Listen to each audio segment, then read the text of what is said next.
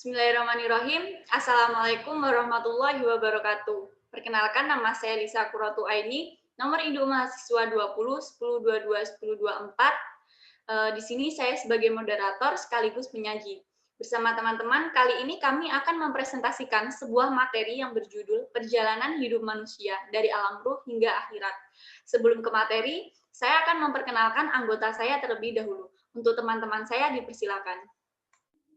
Perkenalkan, nama saya Vina Dwi Septiana dengan NIM 2010221020. Di sini saya sebagai penyaji pertama. Perkenalkan, nama saya Siti Murtifatul Ukraniah dengan nomor NIM 2010221019. Di sini saya sebagai penyaji kedua. Baik, untuk presentasi pertama akan disampaikan oleh rekan kami yang bernama Vina Dwi Septiana. Untuk Vina, dipersilakan. Di sini terdapat dua teori yang mengatakan awal kehidupan manusia. Teori pertama mengatakan manusia ada dengan sendirinya. Di dalam dalil Al-Quran dijelaskan bahwa manusia ada karena diciptakan oleh Allah Subhanahu wa Ta'ala. Teori yang kedua mengatakan bahwa manusia ada dari proses evolusi panjang yang bermula dari sebangsa kera, kemudian berubah menjadi manusia. Teori ini pun dibantah dengan sangat pasti bahwa manusia pertama adalah Adam alaihissalam. Kemudian selanjutnya adalah anak cucu Adam alaihissalam yang diciptakan oleh Allah Subhanahu wa Ta'ala. Dari jenis manusia itu sendiri yang berasal dari percampuran antara sperma laki-laki dengan sel telur wanita, maka lahirlah manusia. Selanjutnya akan dijelaskan oleh Saudari Rani. Baik, di sini saya akan menjelaskan mengenai penciptaan manusia pertama, yaitu Nabi Adam alaihissalam. Di dalam Al-Quran dijelaskan bahwa awal manusia adalah suatu saripati yang berasal dari tanah, yang kemudian disempurnakan. Setelah proses penyempurnaannya selesai, maka ditiupkan ruh.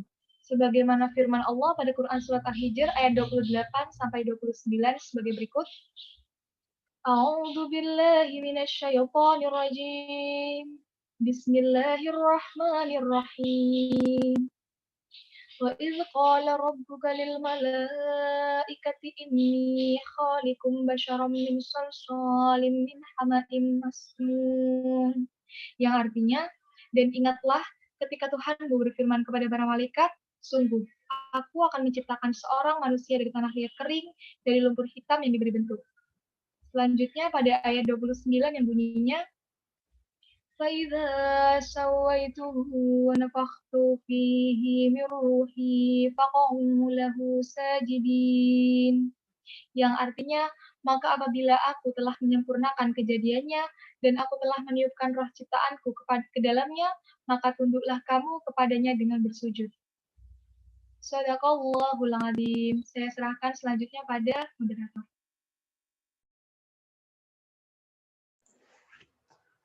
Perjalanan hidup manusia.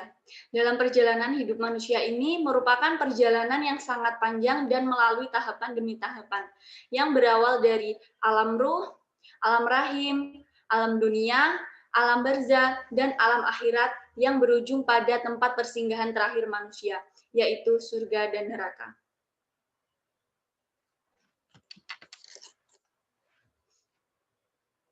Perjalanan hidup manusia dimulai dari alam ruh ketika Allah Subhanahu wa Ta'ala mengumpulkan semua ruh manusia yang akan diturunkan ke bumi. Alam ruh adalah suatu alam di mana manusia diciptakan pertama kali. Manusia masih berwujud ruh tanpa raga atau jasad. Pada saat itu, Allah mengambil perjanjian dan kesaksian dari calon manusia, yaitu ruh-ruh manusia yang berada di alam ruh. Allah mengambil sumpah kepada mereka sebagaimana disebutkan dalam Al-Quran surat Al-A'raf ayat 172. Dan ingatlah ketika Tuhanmu mengeluarkan keturunan anak-anak Adam dari sulbi mereka, dan Allah mengambil kesaksian terhadap jiwa mereka. Seraya berfirman, bukankah aku ini Tuhanmu? Mereka menjawab, betul, engkau Tuhan kami. Kami menjadi saksi. Kami lakukan yang demikian itu agar di hari kiamat kamu tidak mengatakan, sesungguhnya kami adalah orang-orang yang lengah terhadap ini. Keesaan Tuhan. Baik, selanjutnya akan disampaikan oleh Saudari Vina.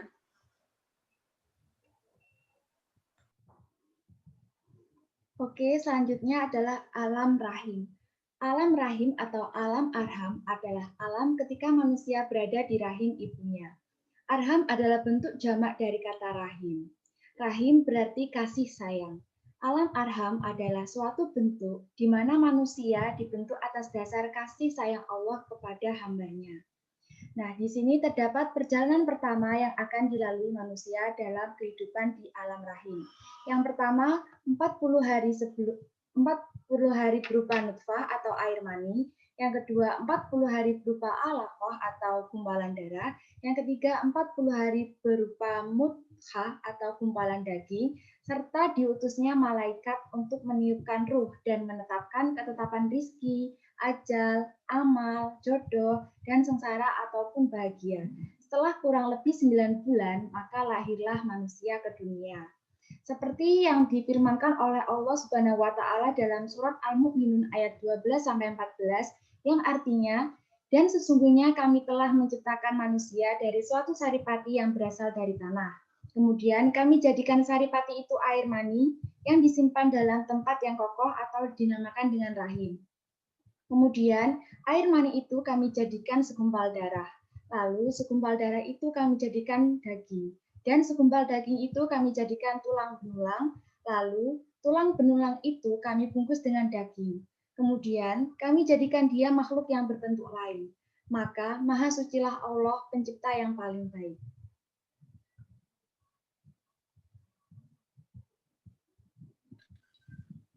Baik, selanjutnya yaitu alam dunia.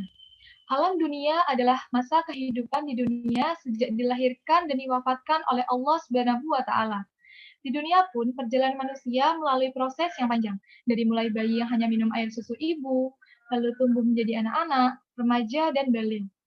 Selanjutnya menjadi dewasa, tua, dan diakhiri dengan meninggal.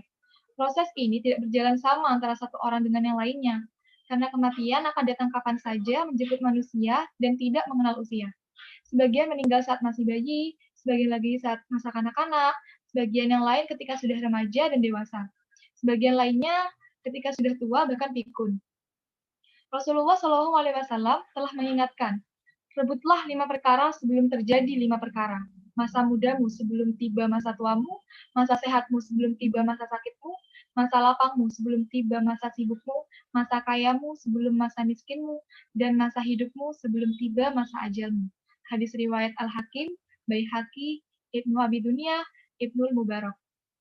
Manusia hidup di dunia dengan keberagaman umur. Ada yang hidup hanya beberapa saat, ada juga yang hidup puluhan tahun, bahkan ada juga yang lebih dari 100 tahun.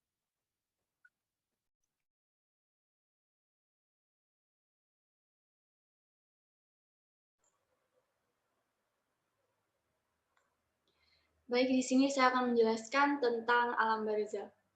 Alam barzah adalah persinggahan pertama sebelum manusia menuju alam akhirat. Setiap manusia akan melewati fase ini. Malaikat mungkar nakir akan bertanya tentang siapa Tuhanmu, apa agamamu, siapa nabimu, apa kitabmu, di mana kiblatmu. Jika seorang mukmin sejati, semua pertanyaan itu akan dijawab dengan mudah. Namun jika mereka yang kafir, kufur, dan ingkar, jawaban yang keluar dari mulutnya selalu sama, yakni aku tidak tahu, aku tidak pernah mendengar. Setelah fase di alam kubur, manusia akan dibangkitkan kembali setelah malaikat Israfil meniupkan sangkakalanya yang kedua. Sebelumnya, malaikat Israfil akan meniupkan sangkakala yang pertama dan membuat makhluk dan alam semesta akan binasa.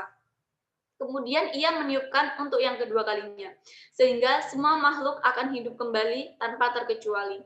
Kemudian manusia dikumpulkan di padang mahsyar dan saat itu matahari berada di jarak di dekat dengan bumi kurang lebih 1 mil yang lamanya di padang mahsyar adalah 1 hari yang berbanding 50.000 tahun di dunia.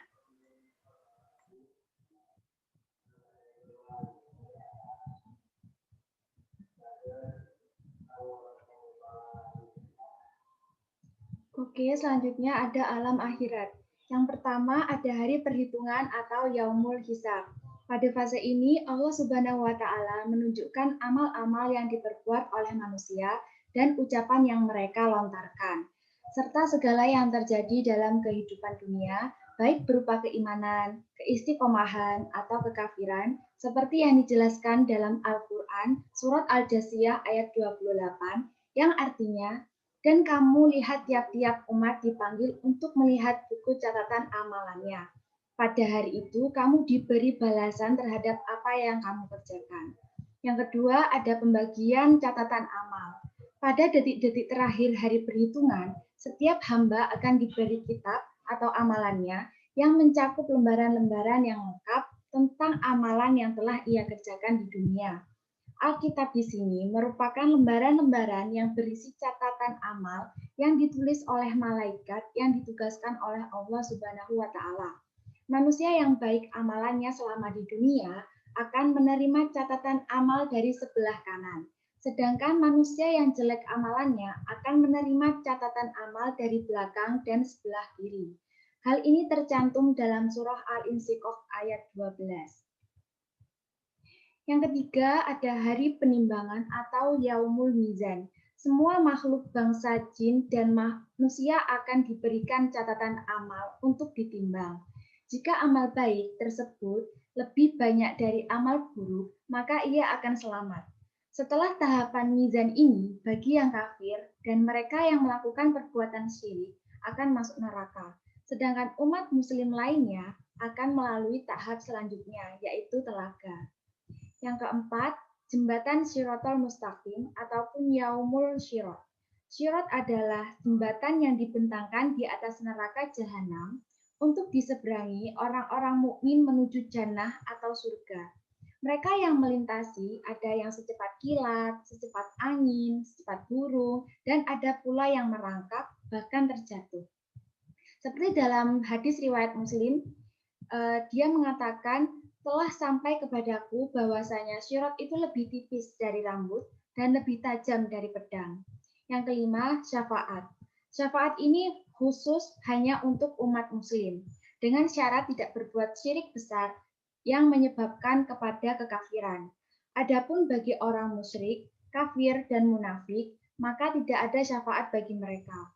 Syafaat ini diberikan Rasulullah SAW kepada umat muslim dengan atas izin dari Allah Subhanahu wa Ta'ala.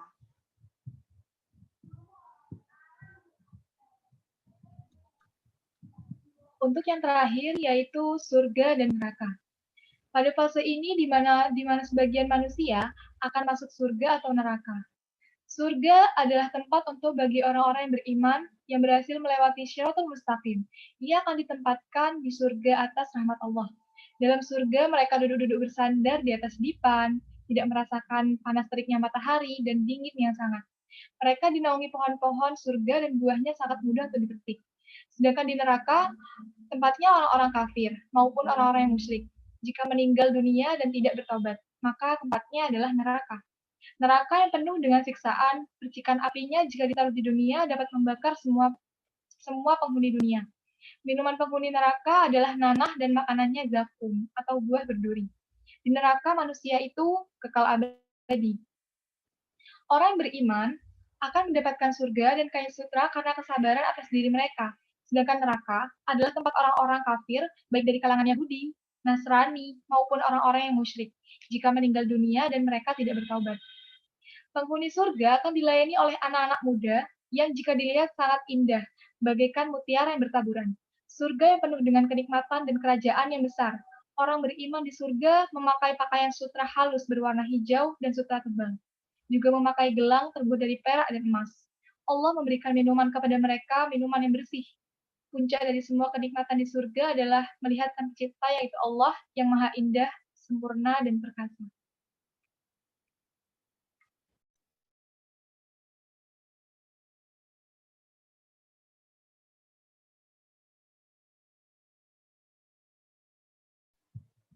Selanjutnya ada tugas manusia dalam lingkup agama Islam.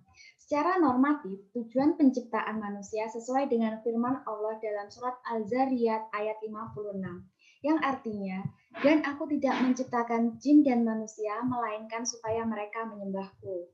Serta manusia dapat mendapatkan kemuliaan dari Allah menjadi khalifahnya di bumi ini untuk menjalankan tugas dan fungsi. karena mereka diberi akal, sehingga manusia dapat memiliki kemampuan dan keterampilan, serta diharapkan nantinya dapat memakmurkan dan memelihara bumi.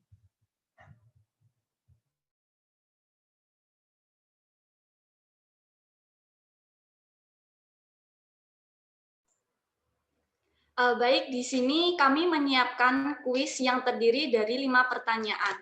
Di antaranya yang pertama, menurut hadis riwayat Tirmizi, manusia akan ditanya 4 perkara. Apa sajakah itu? Yang kedua, surat apa yang menjelaskan tentang manusia berasal dari saripati tanah? Yang ketiga, apa saja yang dipertanyakan malaikat Munkar dan Nakir ketika di alam kubur? Yang keempat, gambaran seperti apa ketika berada di surga? Dan yang terakhir, sebutkan tujuan Allah Subhanahu wa taala menciptakan manusia. Untuk jawaban atau mungkin dari audien memiliki pertanyaan bisa disampaikan setelah tayangan presentasi video ini selesai. Baik, kami akhiri dari presentasi kelompok kami, kurang lebihnya mohon maaf. Wabillahi taufiq wal hidayah. Wassalamualaikum warahmatullahi wabarakatuh.